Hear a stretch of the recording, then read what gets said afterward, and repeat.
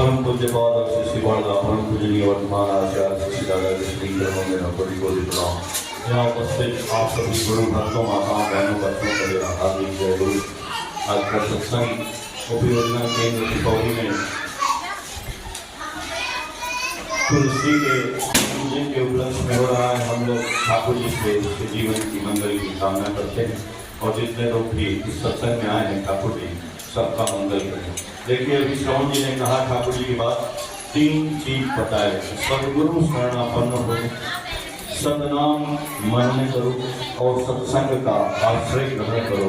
मैं निश्चय कहता हूँ आपको अपनी उन्नति के लिए अब और सोचना नहीं पड़ेगा। तो हम लोग गुरु की दीक्षा लिए हैं, यानी सदगुरु के शरणापन्न होना हम लोग हो चुके हैं, तभी दीक्षा ली। तो दीक्षा लेने के बाद हमको गुरु जी ने एक बीज मंत्र यानी नाम दिया।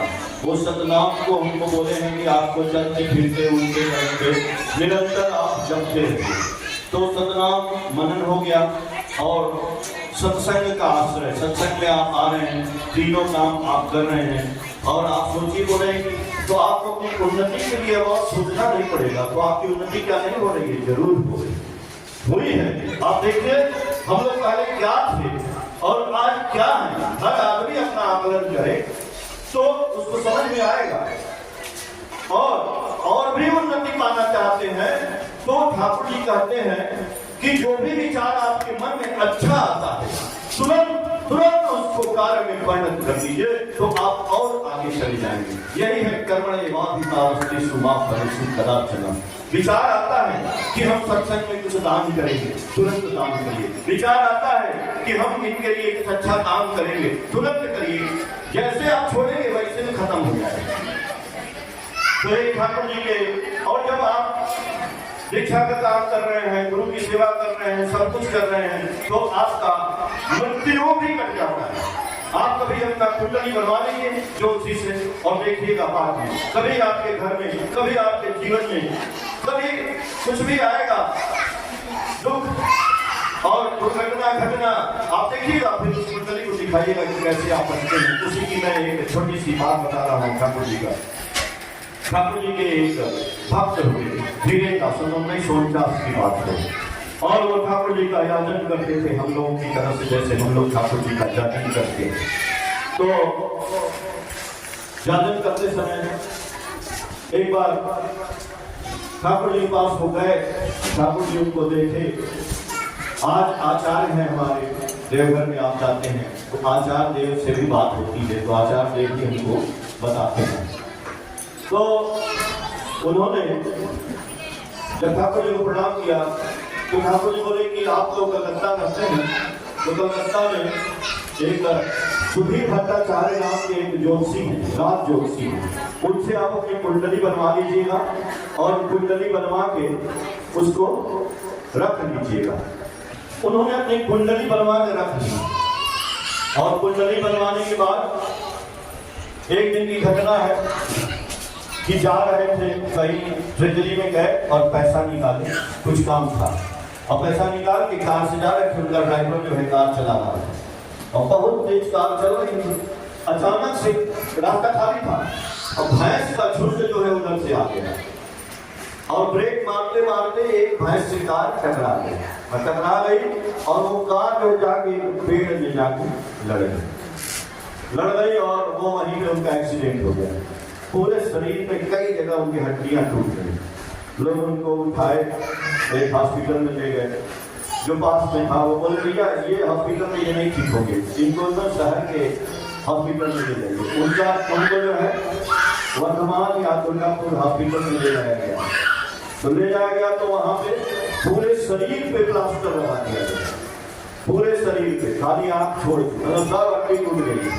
तो लोग बोले ये बचेंगे नहीं और बच भी जाएंगे तो इनका दोनों पैर तो काट ही लेना पड़ेगा। तो बेहोश थे, 2-3 दिन ऐसे बेहोश रहे। तो एक दिन जो झाड़ू लगाता था उसने उनको देखा कि आंख उनकी हिल रही है ऐसे ऐसे। दौड़ गया डॉक्टर के पास, बोला अरे डॉक्टर साहब वो जो प्लास्टर लगाए हैं आप आदमी का, उसका आंख हिल रहा है। तुरंत डॉक्टर साहब आए, उनका प्लास्टर उतारा गया, फिर उनका जो एक्सरे किया गया तो एक्सरे के अगर डॉक्टर बोले यदि हड्डी जुड़ना शुरू हो गई होगी तब तो भाई जुड़ जाएगी और देखे कि वो हड्डी जुड़ रही है, फिर उनका जो है इलाज बढ़िया से हुआ और पूरी हड्डी जुड़ गई, वो जिंदा हो गई।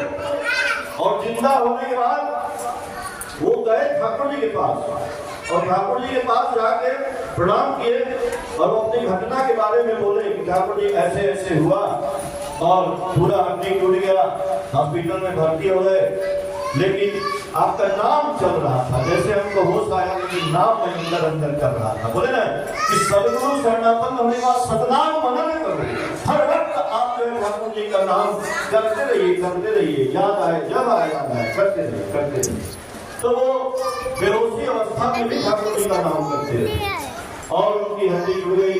ठाकुर जी के पास गए, ठाकुर जी देखिए बोलते हैं कि देखो आप, हम जो बोले थे ना वो सुधीर भट्टाचार्य के पास कुंडली बनाने को, कुंडली बना के रखने को।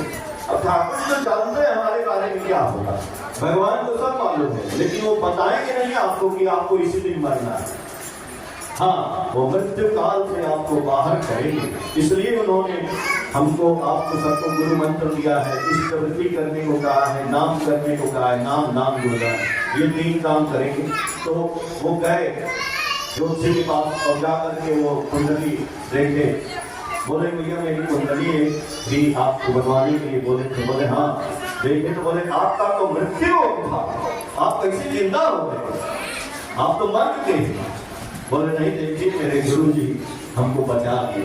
ये होता है, इसलिए हम लोग बोलते हैं, हम लोगों का कोई उद्देश्य नहीं है कि आपको हम बोल रहे हैं कि नहीं आप दीक्षा ले लीजिए, आपको पैसा देंगे, रुपया देंगे। हम लोग को एक को पैसा नहीं लेते हैं, यहाँ जो चढ़ा है ना आप, ये पैसा ही ठाकुर जी किया जाता है।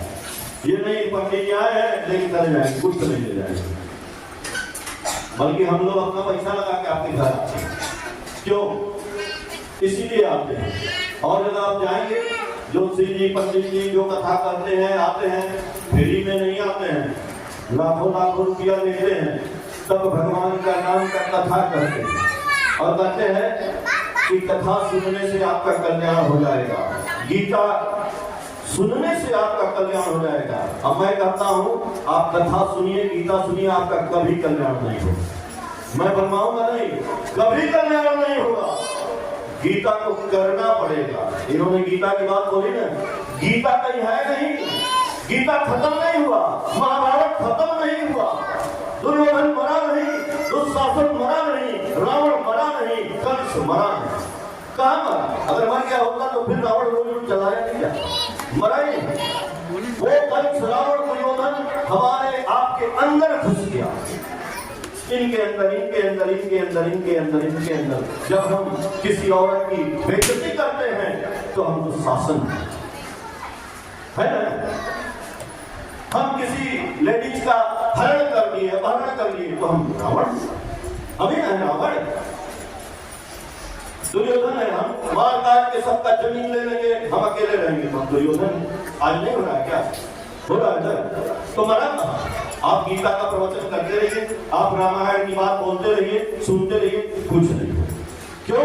कि सोचना है कि गीता हमारे अंदर है, हमारे अंदर अर्जुन है, हमारे अंदर कृष्ण है, हमारे अंदर ही सारे बैठे हुए हैं। कौन है? काम क्रोध मद मोह लोभ मर्च, ये जो विचार है ना हमारी, यही हमारे रावण और कंस दुर्योधन है। और इनको ठीक करने के लिए आए हैं गुरु जो कृष्ण थे। वो कृष्ण हमारे शरीर में नाम के रूप में प्रवेश कर जाते हैं। तो नाम के रूप में जब प्रवेश कर जाते हैं तो बोलते हैं अर्जुन इन सबको मारो, मारो। तो बोले अर्जुन बोले नहीं मार देंगे प्रभु, ये मेरे ताऊ है, ये मेरे चाचा है, ये मेरे मामा है, हम अपने को क्यों मारेंगे? बोले ये तेरे कुछ नहीं, ये तेरे कुछ नहीं है और तुम भी कुछ नहीं हो, तुम भी नहीं मारोगे, हम मारेंगे तुम्हारे हाथों से। जैसे हम लोग दीक्षा देते हैं ना, हम लोग दीक्षा नहीं देते हैं, गुरु जी दीक्षा देते हैं। गुरु जी कह रहे तुम कहाँ दीक्षा देते हो, तुम तो कुत्ता भी नहीं हो। हम तो कुत्ता को बोलेंगे वो भी दीक्षा देते हैं। तो बोलते हैं कि इनको मारो, बोले नहीं मारेंगे, बोले ना मारोगे तो तुमको मारेंगे। तो ठाकुर जी बोले तुम परम पिता की संतान हो।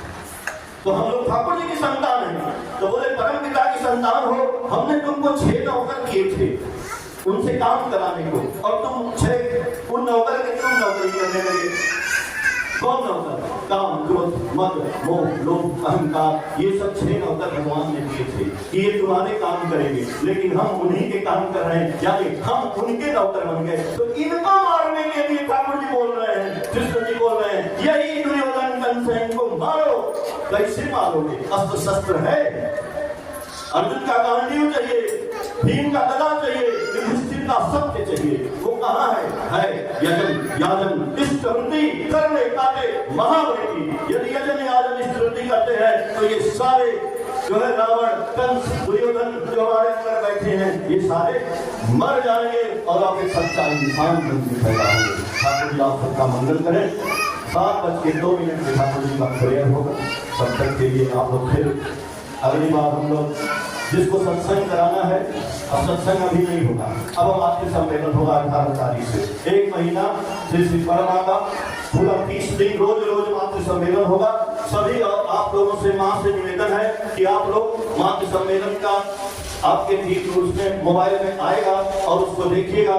सब लोग एक आधो एक साथ करिए, बैठ के रोज जाइए, रोज 30 दिन होगा। परमा का जन्मतिथि बनाया जाएगा 18 तारीख से बंगला सामान, और जैसे वो खत्म होगा वैसे ठाकुर जी का 30 दिन 60 दिन परिक्रमा होगी पूरे कानपुर की, और अपने घर में भी रखिए। अभी हम गए थे देवघर, तो आचार्य देव ने कहा कि एक माँ मेरे पास आई और बोली कि दादा ये मातृ सम्मेलन होने जा रहा है, कैसे करेंगे?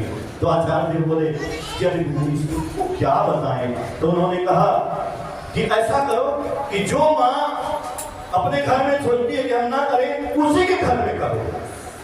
जो माँ कहे कि हम मातृ सम्मेलन नहीं करेंगे, उसी के घर में करो, क्यों नहीं करो? अगर उसको कुछ परेशानी है तो आप लोग अपनी तरफ से हेल्प कर दीजिए, कोई बतासा डाल दीजिए, कोई फूल डाल दीजिए। तो जब आप अपने घर में मातृ सम्मेलन कराएंगे तो आपके घर का कष्ट दूर होगा, आपके अगल बगल सबका कष्ट दूर होगा। और अगर आप देख लीजिए डेट खाली हो तो रख लीजिए, नहीं डेट खाली है तो कम से कम जाने की कोशिश करिए। सब 2 महीना एकदम आनंद जीवन का बिताइए, आपका सब समस्या का समाधान अपने आप हो जाएगा। जाने की पैसा ना जोड़िए, कितनी 100 रुपये बचेगा, 100 रुपये, अरे सब ठाकुर जी देंगे। आप जाएंगे तो खुद ही आएगा। पूरा